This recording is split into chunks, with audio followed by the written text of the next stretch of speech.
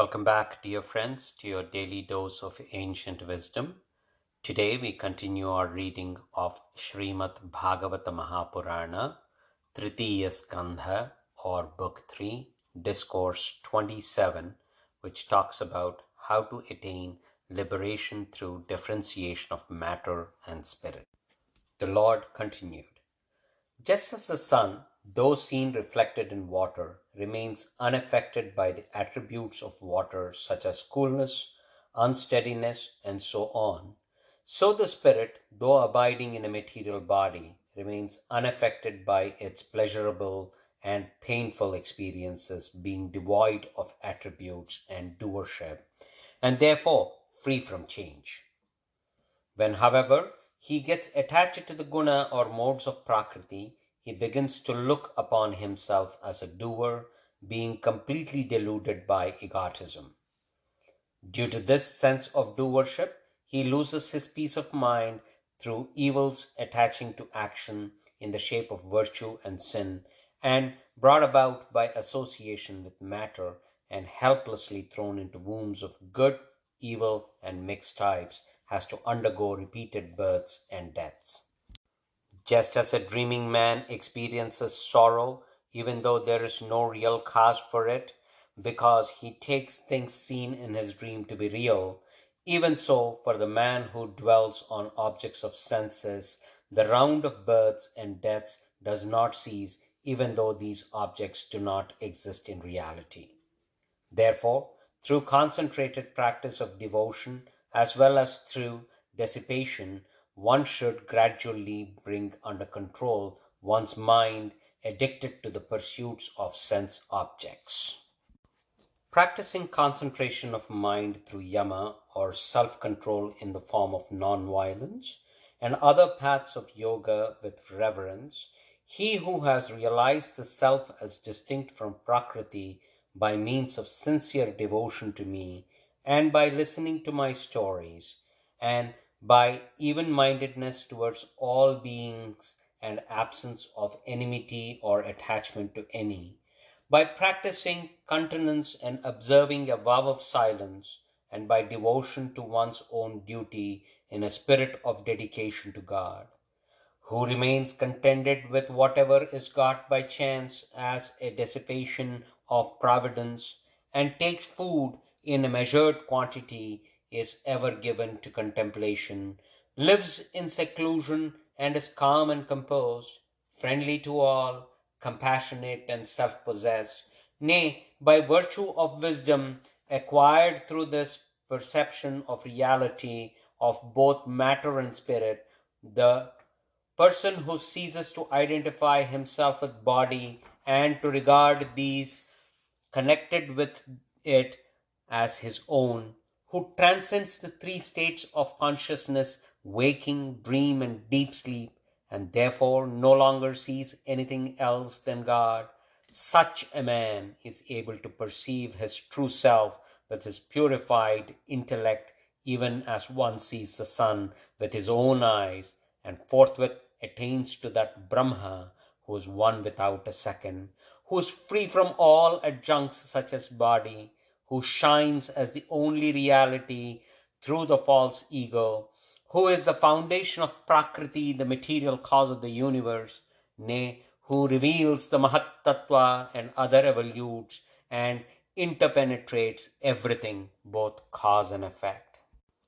Just as a reflection of sun in water, existing in a pot in the corner of some house, is discovered by the inmates of the house with the help of reflection of that reflection on a wall of the house, and the sun in the heaven can be seen with the help of his own reflection in water, even so the threefold Sattvika, Rajasika, and Tamasika ego, which reflect the spirit, is revealed through its reflection on the body, the indriyas and the mind, and through the ego, which contains a reflection of the spirit, is seen God, who is possessed of true wisdom, is absolutely free from egotism, and keeps awake even when the subtle elements in the shape of sound, the indriyas, the mind, and the intellect get merged in the unmanifested or the primordial matter on account of sleep during the state of deep slumber.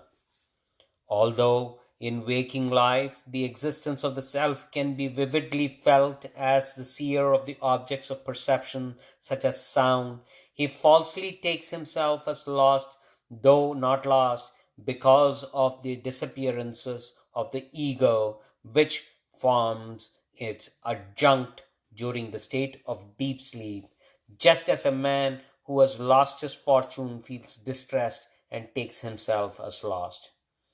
Pondering thus, a man of understanding realizes his own self, who is the substratum and revealer of all fundamental principles, including the ego.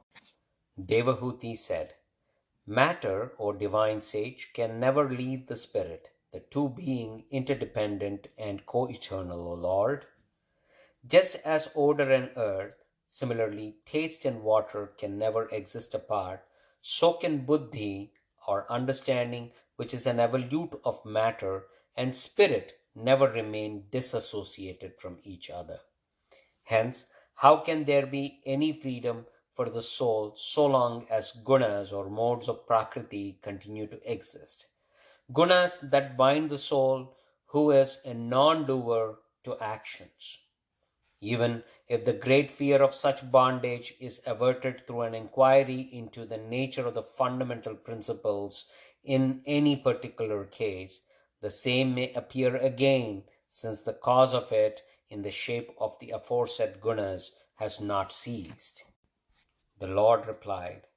"Assailed day and night by intense devotion to me, developed by hearing my stories for a long time, with a heart purified by doing one's duties in disinterested spirit, by spiritual enlightenment which enables one to perceive the truth by strong observances, and through concentrated mind, Prakriti, which binds the soul, gradually withdraws, even as the wooden stick used for kindling the sacred fire by attrition is consumed by that very fire it produces. Ever recognized to be a source of evil and abandoned after enjoyment, she no longer does any harm to the soul, who stands supreme in his glory or blissful nature and is now absolutely independent. Just as the dream of the sleeping man is fraught with many evils, but the same does not conduce to his infatuation once he is awake, so Prakriti can never do any harm to him, who, having realized the truth, ever keeps his mind fixed on me, and who consequently delights in his own self. When a man who is given to contemplation remains absorbed, as aforesaid, in meditation on the self for a period extending over many births, he develops a distaste for everything as far as the enjoyments of Brahmaloka, the highest heaven, which is the abode of Brahma.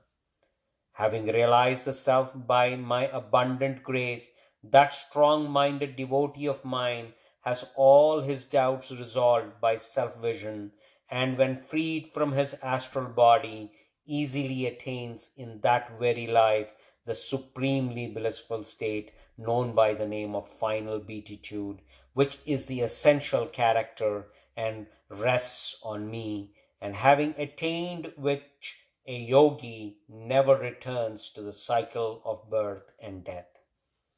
If the mind of the accompanied yogi, O beloved mother, does not get attached to the 8 kinds of superhuman powers, such as the faculty of reducing one's body to the size of an atom and so on, which are products of Maya, developed through yoga, which is the only means of acquiring them, he is sure to attain my immortal state where death has no power. Thus ends the 27th discourse, forming part of the story of Lord Kapila in Book 3 of the great and glorious Bhagavata Purana, otherwise known as Paramahamsa Samhita. Thank you.